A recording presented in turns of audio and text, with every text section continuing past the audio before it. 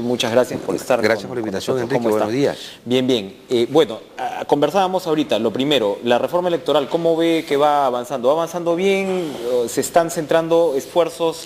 Algunos como yo pensamos que se están centrando esfuerzos donde no se debería centrar tanto y más bien están dejando de lado elementos centrales. No, sí, pero para empezar, que haya reforma es bueno. Exacto. Eso es un gran paso. Hay viada, ¿no? El hecho es que están saliendo... Hay una voluntad política en el Congreso y también la voluntad política de las autoridades políticas en general, como nuestra primer ministro, que ha impulsado el tema de las reformas, y eso está correcto.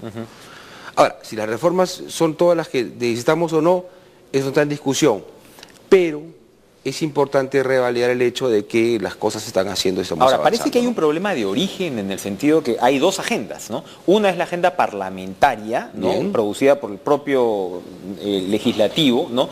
Y otra es la agenda que han enviado los organismos electorales, sobre todo en conjunto, que uno a ojo de buen cubero diría, bueno, esa es la que debería importar porque es la gente que está en el ajo y es la gente que sabe lo que se debería cambiar en términos de asuntos electorales. Pero parece que se le está dando preeminencia pues a lo parlamentario primero. Claro, el presidente del Jurado Nacional de Elecciones, Francisco Tábara, ha sido el impulsor de las reformas.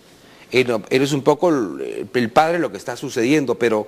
Que por allá salió, por ejemplo, lo de la revocatoria, ¿no? La restricción a la revocatoria salió de los pedidos de precisamente los organismos electorales. Claro que sí. Y entonces, el Congreso tiene otra agenda, al parecer. Una agenda que está conciliada con los intereses de los partidos que forman parte del Parlamento. Por ejemplo. Por ejemplo, el tema ahora el escaño vacío. Que es cierto, es una sanción que el Parlamento establece para a los partidos políticos que tienen personas que están ligadas a actos de terrorismo, lavado de activos. Antes lo que pasa es que retirabas al congresista, pero asumía el accesitario, con lo cual el partido se la llevaba fácil igual, ¿no? Claro, pero hay un problema, que el número legal de parlamentarios es 130. Al haber el escaño vacío, no puede haber menos ya no puede haber menos del número legal. Podría plantarse una acción de inconstitucionalidad respecto al tema que el Congreso aprobó ayer. Claro. Entonces, no puedes alegremente eliminar 5 escaños. Exactamente. Entonces el tema es, pierde representatividad a la población, pero el Congreso debió prever ese tema, pero a la vez decir lo siguiente: castigamos al partido político que llevó a una mala persona al Congreso, pero vamos a beneficiar al que quedó en segundo lugar para darle un escaño más. Al partido que en esa jurisdicción quedó en segundo lugar. Le damos un escaño más, y los 130 siguen siendo los 130. Bueno, es crucial lo que está usted apuntando, porque efectivamente si es inconstitucional, pues se cae el tema, ¿no? O sea, efectivamente no puedes tener un parlamento con menos congresistas con menos que están el número definidos legal por la Constitución. Exactamente. Por otro lado, no pueden postular las personas que tienen sentencia firme al Congreso, ¿correcto? Si encuentran a alguien que está dentro del Congreso y que tiene un proceso pendiente, este proceso tiene que continuar. Claro. Y en este Parlamento hemos visto que ningún proceso pendiente de los parlamentarios que han llegado al Congreso ha continuado. Claro. Entonces, tiene que haber voluntad política para que el congresista, de acuerdo al reglamento del Congreso, continúe con el proceso pendiente del Poder Judicial, él siga trabajando, pero tenemos resultados dentro de los 5 años. En la actualidad no hemos visto ningún caso de los parlamentarios que llegan con un proceso previo al ser elegido, cuya continuidad se mantenga. La inmunidad se convierte pues en una... Exacto, entonces ¿qué pasa? En la barrera de las chapadas. Exactamente, pues. Entonces estas cosas, si bien es cierto lo que aprobó ayer el Congreso, también el tema del voto golondrino y otras cosas más que se vienen, tienen que ser pues complementadas con los actos diarios que ellos realizan, ¿no? La utilidad de la prohibición de la reelección ha quedado bastante en duda, ¿no? Sí, decir, o sea... Hay dos cosas ahí. Primero hay un rechazo de cierto sector de la ciudadanía que dice, oye, ¿y entonces por qué los congresistas no prohíben la reelección? Claro. Pero por el otro lado está la sustancia en realidad del tema, que es decir, primero tenemos un porcentaje de reelección muy bajo. Y segundo, lo que necesitamos en buena medida son políticos profesionales, ¿no? Claro. O sea, en el caso de los alcaldes, los presidentes regionales, siempre el primer año de ejecución es bajísimo porque es un equipo nuevo. Entonces, si lo que estás haciendo ahora es condenar eso, y por el lado de los congresistas también, por lo general, si uno, y usted conoce muy bien eso, por lo general los de los escándalos no son los veteranos, no son los advenedizos. Son los advenedizos que tienen un equipo de gente novedoso, que le mete ideas en la cabeza y que el parlamentario al no tener experiencia realiza una serie de pecados. Claro. Lo mismo pasa con las autoridades regionales. El problema no está en la alternancia de la cabeza. El problema está que esa cabeza llega con un cuerpo nuevo. Y ese cuerpo nuevo lo va colocando en oficinas de logística, en oficinas estratégicas, o sea, hay un vínculo entre el empleado que lleva, y la autoridad política. Entonces, si lo pongo en logística, ya viene pues el tema del asunto de las compras, los términos de referencia a la licitación. Entonces, el Congreso debe apuntar, creo yo, a establecer una burocracia permanente en ese cuerpo. Claro. Para Lógico. que ese cuerpo, si entra por concurso público, ya no tiene contacto con el político. Y la corrupción... Que son funcionarios de Estado, profesionales. Exactamente. ¿No? El gobierno que venga, ese funcionario se mantiene. El voto preferencial, la eliminación del voto preferencial, todo apunta a que no va a tener consenso además. Así ¿no? es. Pero volver al esquema anterior tampoco es lo más saludable. Porque solamente pues son, por ejemplo en Lima, ¿ya? 36 congresistas ingresan en Lima. El partido político presenta 36 nombres. De esos 36 serán electos 5. Claro. Y el resto ya sabe que no va a salir ya sabe electo. que no va a salir. Exacto. Entonces dice, ya ni hago ni campaña. Pero vamos a otro esquema. 36 parlamentarios en Lima y Lima tiene 43 distritos. ¿Qué pasaría si elegimos congresistas por distritos? San Juan de Lurigancho un congresista, Villa María del Triunfo otro. Que de repente se justifica en una megalópolis como esta, ¿o no? Claro, eso se llama los distritos uninominales.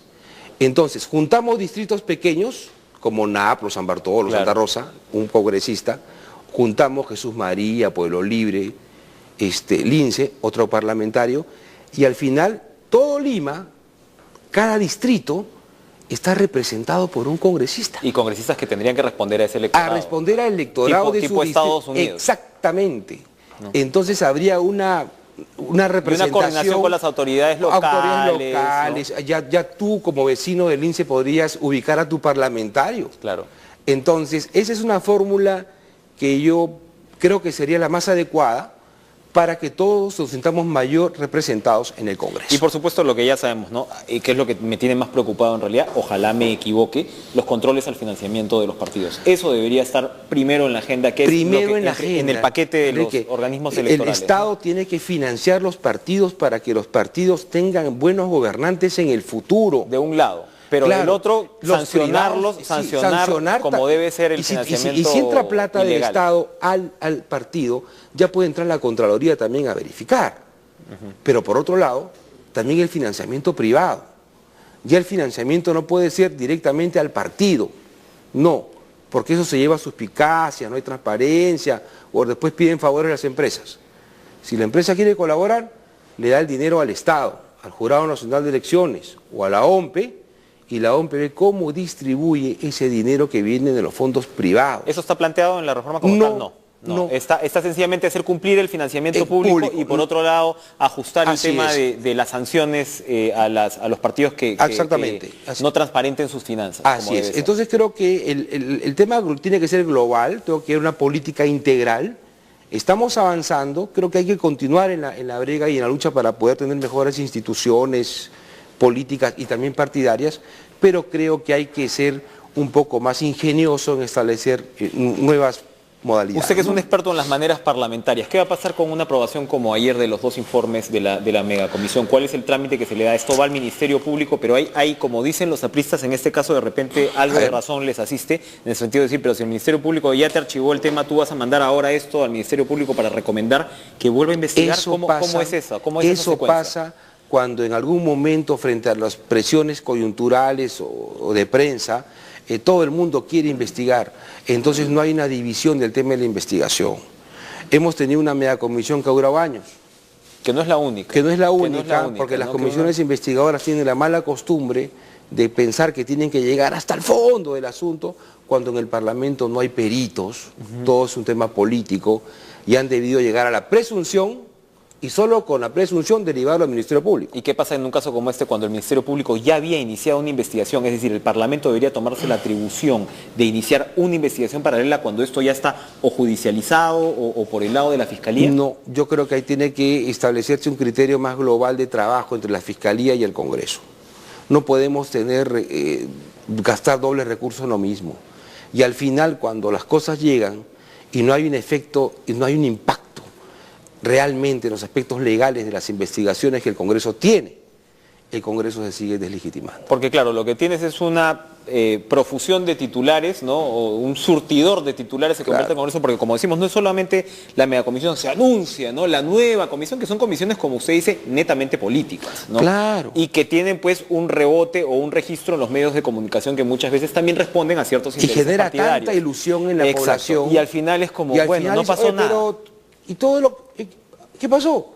No hay un nada. efecto legal en el mundo real. Claro, claro. Eso es lo que pasa. Y como usted dice, redunda pues en la legitimidad del Parlamento. Congreso. Ahora, un último tema que es otro de los ánimos que están moviendo ahora los congresistas con respecto al futuro del sistema político, es decir, bueno, la voluntad es restringir las barreras, subir las barreras para que nuestro sistema más o menos esté como esté, porque ya hay demasiado. Necesitamos partidos mejores partidos, más sólidos, qué sé yo.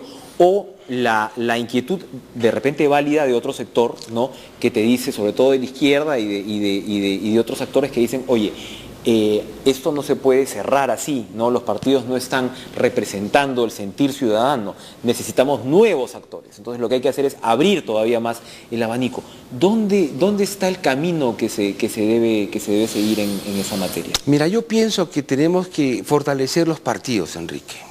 Los partidos políticos de un tiempo a esta parte han devenido en unos manejos no apropiados en cuanto a su democracia interna, lo que ha generado que militantes que saben que no van a llegar a generales y que van a quedarse siempre, digamos, en un nivel intermedio, dicen, ¿qué hago acá? Si no me dan oportunidad, voy a armar mi movimiento independiente y movimiento regional. Claro. Entonces nacen estos grupos en provincias que hemos visto. Que ya están totalmente divorciados de la política nacional. Exacto. Son dos escenarios y que no tienen a quién rendir cuentas porque ellos son dueños de sus movimientos. Entonces, para evitar estas cosas tenemos que volver a fortalecer los partidos políticos. Mira, los partidos políticos son las verdaderas escuelas de gobierno. El militante de un partido político quiere ser presidente del Perú, quiere ser alcalde, quiere ser presidente regional o parlamentario. Es, claro, desarrollar una carrera política profesional. Entonces, ¿qué pasa? Si fortalecemos el partido político, vamos a hacer que estas personas, los ciudadanos, cuando lleguen a gobernar de verdad, estén listos para hacerlo. Entonces, eso va a generar que tengamos un gobernante preparado para usar bien el gasto público. Claro, pero ahí digamos, la objeción que ponen muchos es, pero el APRA ya no me representa, el fujimorismo no me representa, el PPC no me representa. Por más mecanismos democráticos que tú le metas a esos partidos, habrá gente que no va a creer en ellos. Pero lo lógico sería que los partidos canalicen las demandas de la sociedad, es de alguna manera la definición clásica. Los partidos políticos tienen que abrirse. Los partidos políticos modernos son casas de ciudadanos que no distinguen entre el que tiene carné y el que no tiene carné. El partido político brinda labor social y el ciudadano se da cuenta que ese partido le es útil, inclusive, antes de llegar al poder. Entonces dice, el partido político sí me sirve. Por eso hay que modernizar los partidos, hay que inyectarle nueva sangre. Claro. Hay que romper un poco con las vacas sagradas para que la gente del partido y aquellos que no lo son, sientan de que la democracia sí existe en el propio partido Eso de político, las vacas, ¿no? Hay varios que se van a sentir aludidos seguramente. Bueno, es un buen primer paso, tenemos que seguir adelante, pero nos falta muchísimo, hay hermanos muchísimo pero para hay que verlo con entusiasmo y que esto no decaiga, ¿no? Muy bien, José, muchas gracias por estar con nosotros. Vamos a seguir comentando estas materias, son las 8 en punto de la mañana y nos